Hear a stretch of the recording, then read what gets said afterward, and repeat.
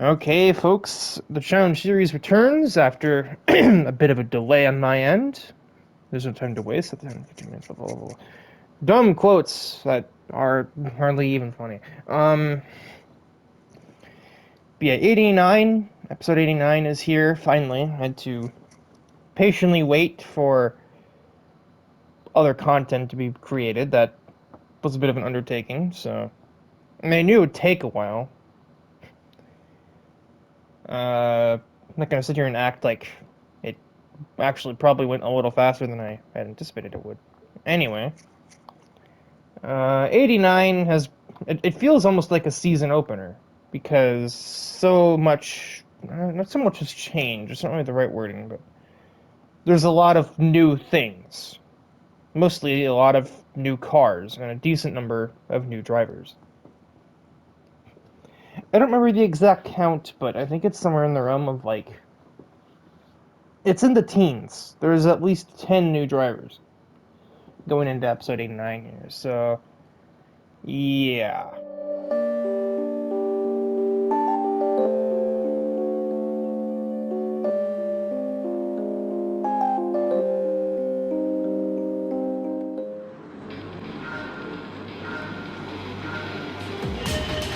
And the first race of the episode is Green, a Twilight-lit Grand Valley is the host of our first round here.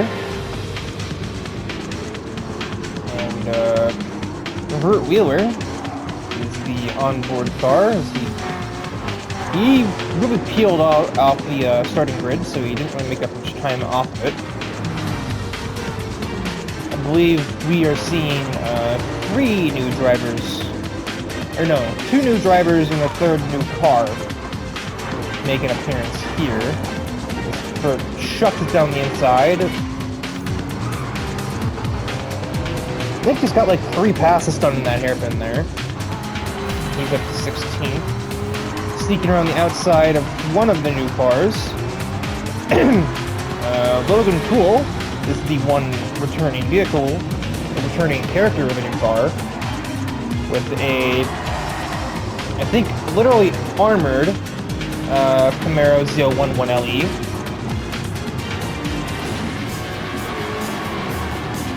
Yeah, because that's like steel plating on his bumpers, which is interesting. I guess he got a little paranoid after the whole thing with Ryusei at Fuji a couple of weeks ago. And then the other two drivers that joined together. I took it as under the basis of sort of a friendly rivalry nowadays. The first being Nolo Pulsaro, as you can really see his car right now. Oh, that's right, I changed that. I have to undo that. I don't know why I thought I could do that. Yeah, he is in a Nissan 400Z with a Nissan GTR engine unit. And he is wildly out of control, and he is spinning off of the racetrack completely. Alright. Not a great start from that debuting driver. He's demoted himself to last. And the other new crushed blood here, crushed meat rather, is Torque Maddox, the other side of that friendly rivalry, who drives a Mach 40.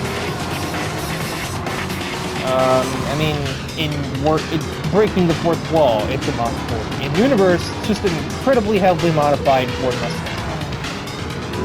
Same as like Thrashers. Just pretend the name Mach 40 isn't even there. It's already up to 9th place.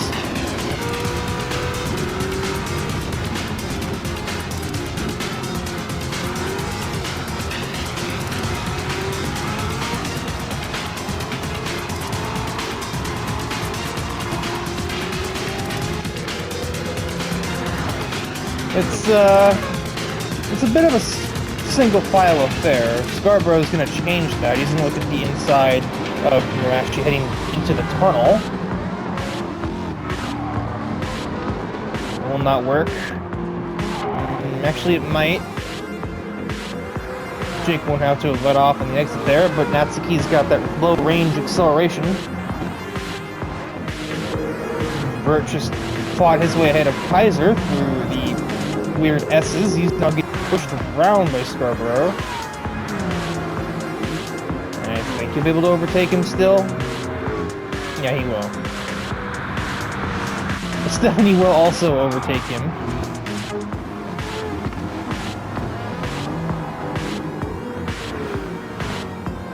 Liza Kaiser attempted to pass De La Cruz, failed. And the lead two are quite a ways ahead. Hikari came to play today, and Barbara is keeping right up with him.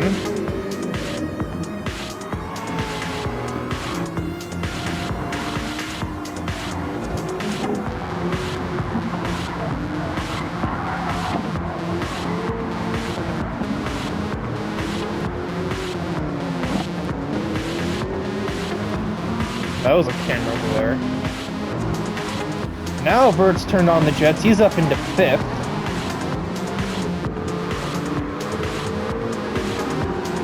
And to my understanding, he and Taro, I know for a fact that Taro is familiar with him, are familiar with Torque and with Nolo. Kind of in the same vein, the same way that they are actually familiar with one another.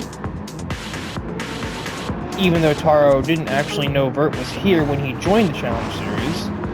I don't know if that's the same case here, if Torque and Nolo knew that Vert and Taro were here when they signed up, or what the case might be.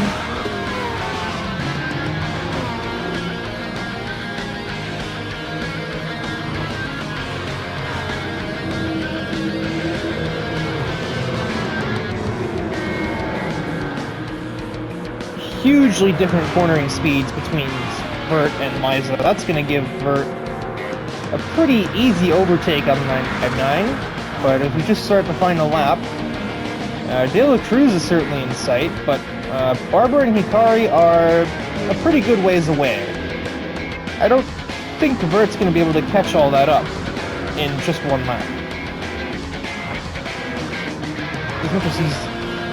As much as he might be pushing it through these S's, I still don't think it's going to do enough.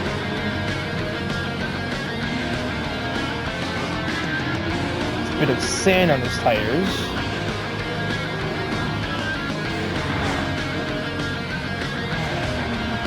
He certainly has the pace to get to De La Cruz, but I'm not sure he's going to get any further.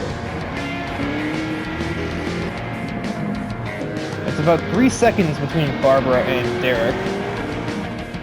And it's another about 2 seconds, almost 3, between Hikari and Barbara. So...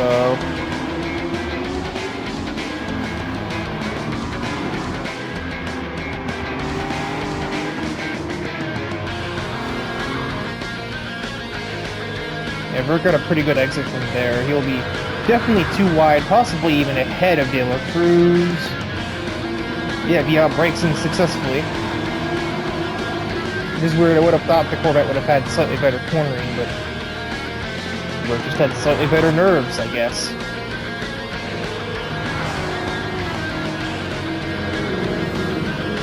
And Hikari will, a little cautiously, round the last turn. And from pole, he will win here at Grand Valley. Barbara not far behind, and Vert, once he was clear of Derek, actually closed in a little bit. But he will have to settle with the podium. And Torque is going to out-drag Liza at the last second. The Kaiser family finishing 6th.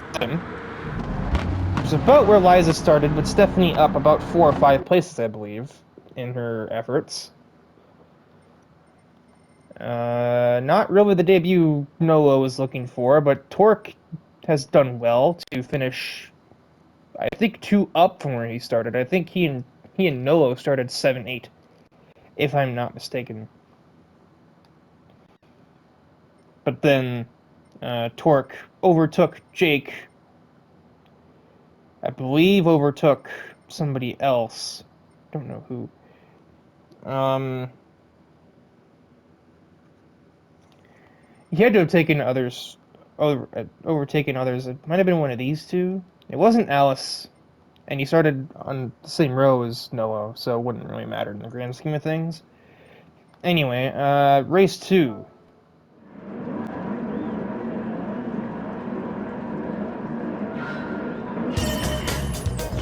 Oh, we haven't had a nice lights in a while. Race 2 is green. I was thrown off by the lights. Also the fact that the onboard Thrasher wasn't revving his engine on. But holy crap, what a hole shot for the big truck. Already overtaken half the field before we even get to turn 1 here at Laguna Seca in the 600 class. And we've already seen all 3 of the new cars, kind of. Thrasher's staring 2 of them down right now. The first, this is not technically a new car, but it is under new ownership. You may recall, episode 87, this was originally Kazuma Hanamura's S13, which was promptly annihilated by Risei Fujikawa, heading down the backstretch of Tsukuba. Well, apparently Brant was in attendance, and also just got smacked into by Alice Carson, so that's a great start to this car's return to the grid. Fuck me, that car's loud.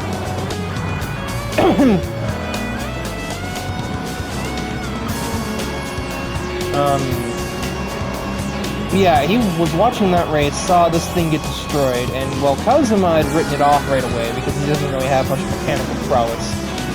Sneak Free Brant is a mechanic by trade, and so he has found a way to repair Hanamura's S13. I think he even went to Kazuma to ask if he wanted it back, and he was kind of just like, you fixed it. So, you know. And we have the 2 others. One is a new driver, and one is a new car with some implications. The one that doesn't really have much to it, Sota Ukai, is a part of a very big... I was gonna say exit. What's the opposite of an exodus? Exodus is mass exit. What's mass exit? Overflow? Influx. There we go. That's a word. Sudden influx of Shotoko Expressway drivers. Illusion B's S14 is very lightly modified. In fact, I think he actually had to add an exhaust upgrade just to get it to 600.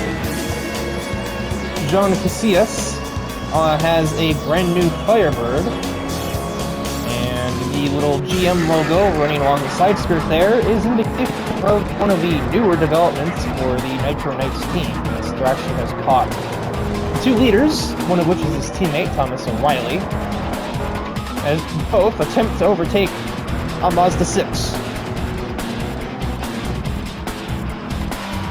A Mazda 6 with not a whole lot of horsepower, but it's got plenty of traction, just making it difficult for Thomas to deal with it. Never mind, he is thinking anyway. And, okay. Well, that's not great. Oh, it was a clumsy corner exit from... Oh, it's a corner entry. Why was he going that slow into that corner in the first place?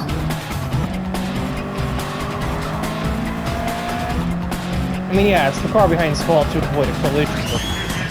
What in the name of Nico was that line he was taking? I don't really know if I blame him for making contact there.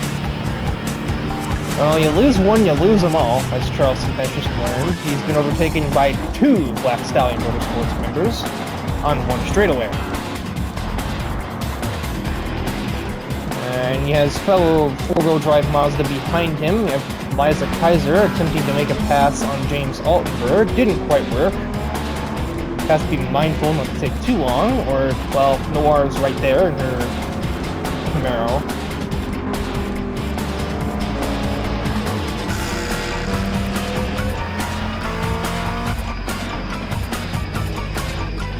So all 3 of this race's, like, new cars, in quotes, have taken damage on one of the first 2 laps of the race. Oh, around the outside, that's awfully bold. It's not the safest way to overtake this track, especially not when you got a big lumbering hunk of metal like a truck. I would say monster truck? No, not in this universe. I remember a couple people being really confused at Thrasher's choice to not convert his literal pickup truck into his dirt class vehicle, instead opting to go with a rear-wheel drive Mustang. I think his answer was basically just rally style. Like, you know, like, as if to say, like, isn't it obvious? I mean, I guess to some folks like me, it kinda was obvious, all things considered, but people that aren't in on that running gag between him and I, and a couple others, were just kinda like, why? Why would you do that? Especially when a lot of the trucks were really competitive in the special conditions stuff. Riho lost the championship by 8 points. And Liza is still trying to find a way ahead of that 86.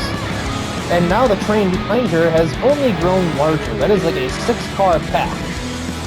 Yeah, exactly. And now here goes Noir around the outside of the Porsche into 6th place because she has taken too long to navigate that terrain.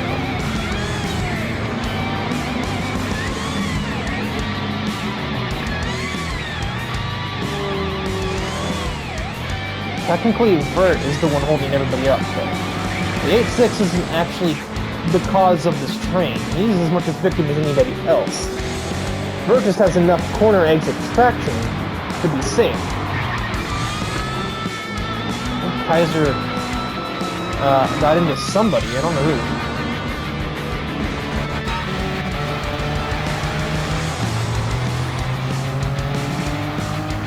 Likely to have been up the pink here.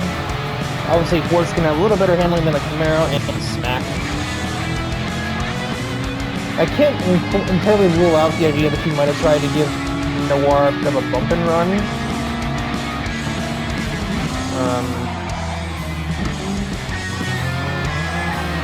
You know, her moniker was always to go for any pass opportunity when you get it, but sometimes she also likes to make her own. Thrasher will take the opportunity to win this race. Chalk up another one to one of the 8 hometown boys as Thrasher takes the W at Laguna Seca. His teammate right behind, and Charleston will distantly hang on to the podium.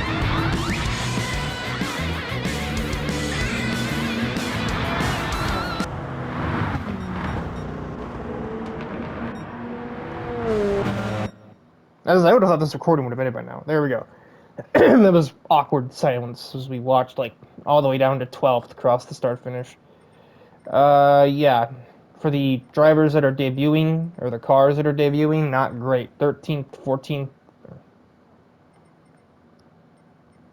15th, and 17th. I know numbers. 2 of the 3, actually, the 2 brand new cars ran into each other, and the third one got rear-ended by a person that finished ahead of them. But either way, I know there are probably quite a few Sega fans out there that are happy that the Hornet is not gone. I have to wonder how hard that was to fix. It was a pretty hefty whack, and Kazuma wrote it off.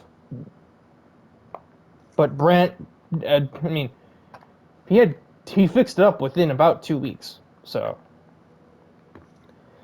yeah. On to the third round. Alright, we are here ahead of the third race of the episode because there's a little bit to unpack here. Well, for starters, the 675 class heads to Barcelona, Catalonia. That's the obvious part. As we look through the starting grid, we have, I believe, 5 new vehicles to look at. Yeah, 5 new vehicles and 2 debuting drivers, I believe. So the first, and definitely the biggest of them all, we are in the presence of yet more racing royalty. Donnie Anderson has joined the Challenge Series roster. For somehow anybody who's not engaged, this guy is a two-time IMSA champion for Corvette Racing. Back in the, I think, late 80s. And he continued to race with them for literally 20 years. His last race was in 2006. And then he called it a career. But he's remained a representative of Chevrolet and its various motorsports outlets. Be that NASCAR, IMSA, Corvette Racing, like NASCAR. If it's a Chevy badge and it's in a race, he's probably had something to do with managing it.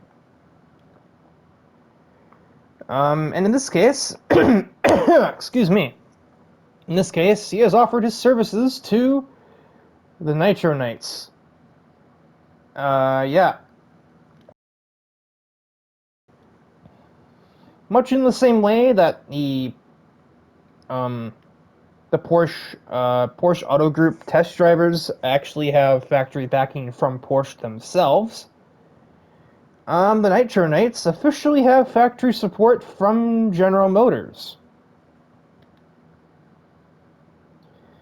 And Donnie Anderson is the representative that sort of brings that to them, and is kind of working as the messenger for that, as GM's relationship with him is so tight-knit that he's pretty much like their eyes, ears, and mouth. Taro Tano also has replaced the Super B as a 675 class car. That's been moved to 640. Instead, he has a Mustang Boss as his new car in the class. Should have some much better traction, to say the least, since it's got a rear wing on it. Yo Watanabe is debuting a new road spec car, as her original Evo 10 is permanently is now her new dirt class car.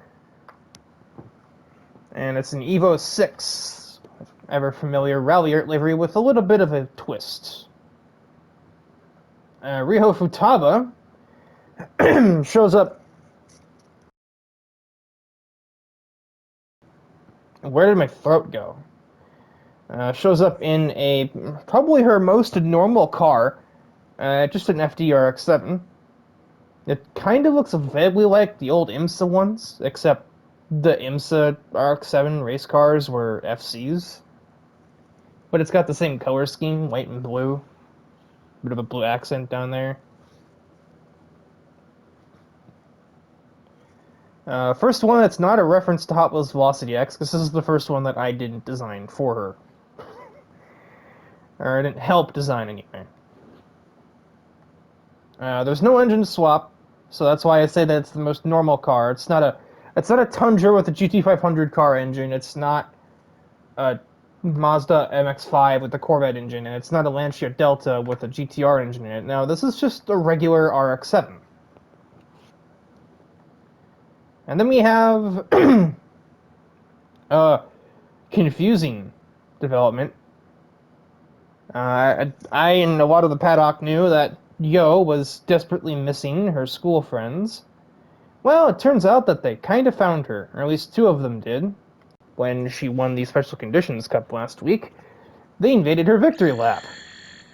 Two of her friends did. One of them just kind of remains on the sidelines. I guess they're too busy to do anything with it, but Yo's childhood friend, Chika Takami, has joined the grid in a Subaru Impreza.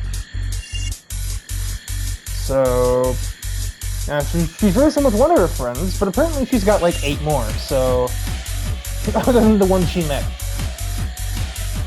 We're on board with Michael Mayfield. We finally get the race underway.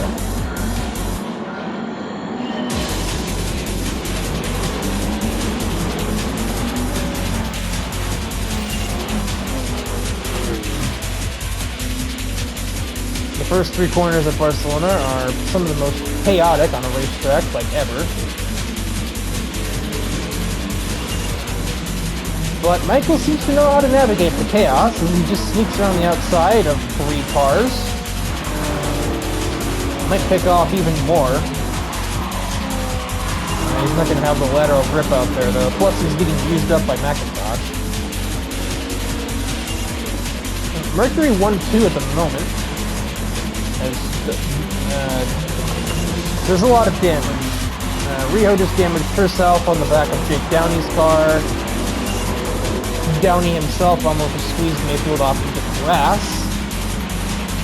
They were 3 wide for a moment there. Mayfield picks his way through the madness of the first sector racetrack. Embarrasses Watanabe under brakes. Even have time to react. But she did sneak back down the inside with 4-wheel drive acceleration. Not that it mattered.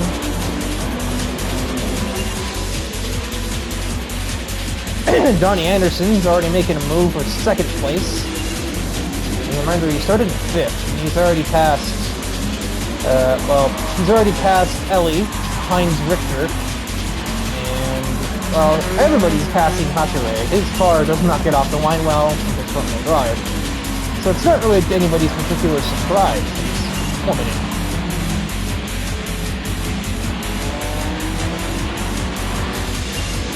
Using the layout with the chicane for the first time, basically since the other layout was included in the game, which has probably been close to a year.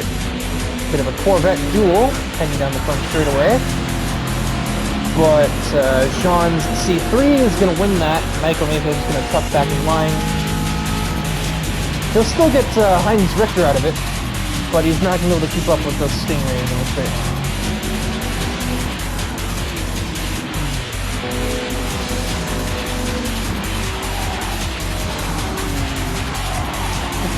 At this current moment, Mercury Racing is just alone against the Corvettes. Honoka is still leading, but our new golden boy, Donnie Anderson, is right there on her diffuser. If she even has a diffuser. Yes. She has a diffuser, and Anderson's practically attached to it. Mayfield attempts to sneak around the outside of Casillas, still does not work. But John will go down the inside of Ellie, and that might work. He gets half a car alongside, so Ellie has to change her line. And yeah, he'll get that done. Mayfield will try to do the same thing around the outside of the course. And he will. That's one of the brilliant passes you see every day on the outside of turn 9 here. That's quite bold.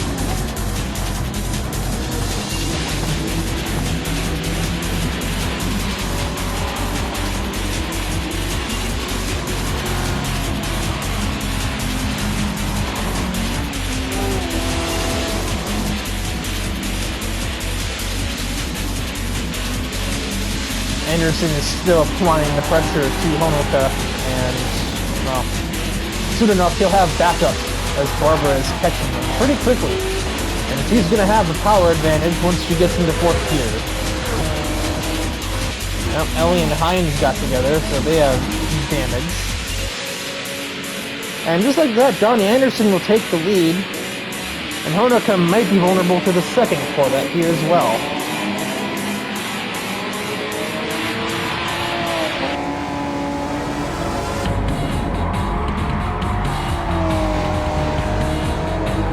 She's basically fighting for her life, and it's not working. You can see us with huge oversteer through 3. That's going to give a nod to Mayfield to try again. Not much space being left for the C4 Corvette, but apparently he doesn't need it. He got the better exit nonetheless, and he finally makes that pass, a lap and a quarter in the making. Honoka's keeping Barbara away at the moment.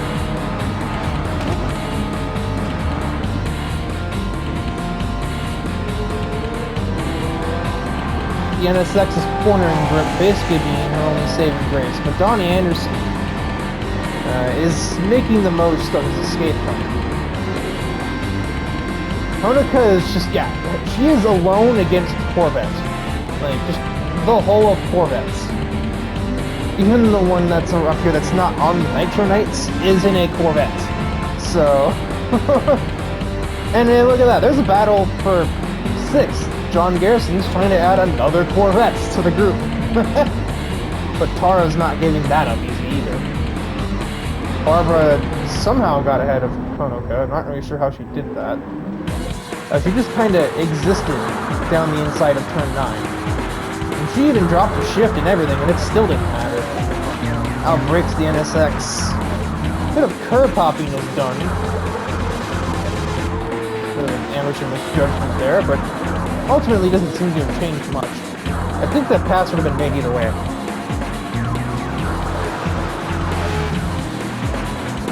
The newest car in the top 7 is from 1992. That's kind of funny.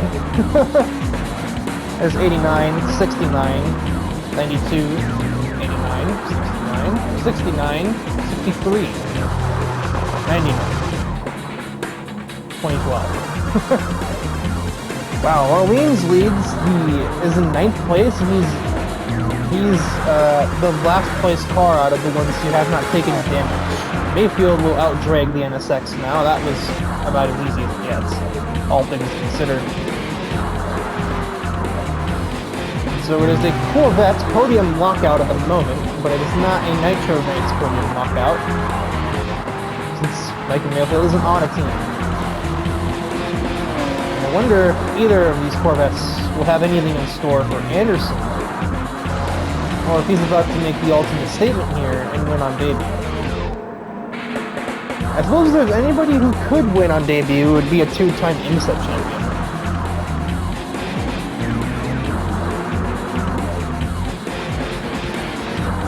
And somebody who raced in IMSA for most of their career, from about 85 to the early 2000s. Honestly, I think it might have been up to 2005. And then he made one last start in 2006 at like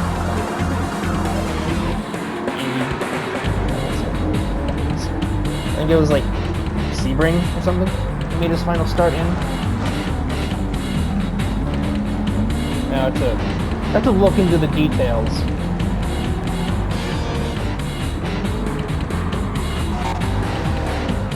Garrison has overtaken Taro now, so it is a Corvette, five Corvettes in the top 6. Honoka is alone amongst them all.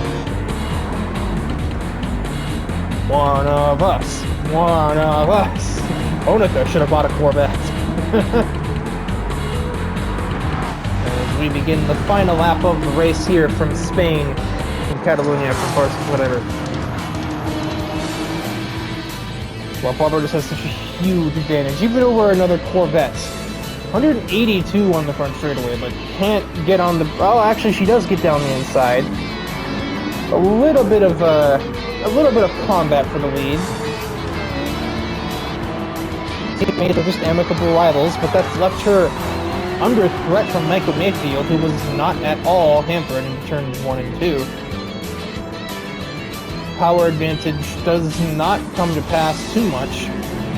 Mayfield's going to try and pass Barbara the same way that he passed her teammate 2 laps ago. And it's going to play out roughly the same. Mayfield will get into 2nd, so now it is a 4th gen Corvette 1-2. Jean has also taken 4th, so that's a Corvette top 4 lockout. Garrison, unfortunately, is probably not close enough to do the same and make it a top 5 lockout. That would have just been crazy. I mean, this already is crazy. I don't know why I'm acting like it isn't, but...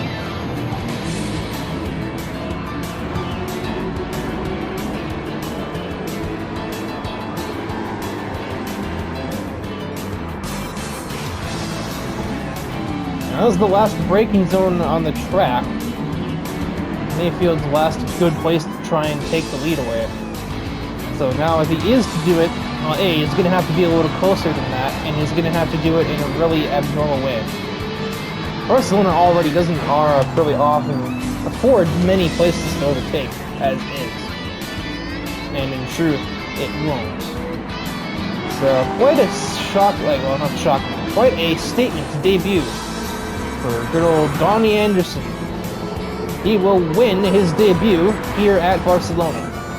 Corvette 1, 2, 3, 4 result. Nitro Knights 1, 3, 4. And then Garrison is also 6th in a Corvette. Watanabe just kind of held station with her new Evo 6. Managed to keep Sebastian Orleans just about at bay. And Ellie won the race of damaged cars. For what that means. But yeah, for Riho and for Chica, though, this was not really the debut they wanted, I don't think. So, I, for one, am very welcoming of our new Corvette overlords. Jesus fucking Christ.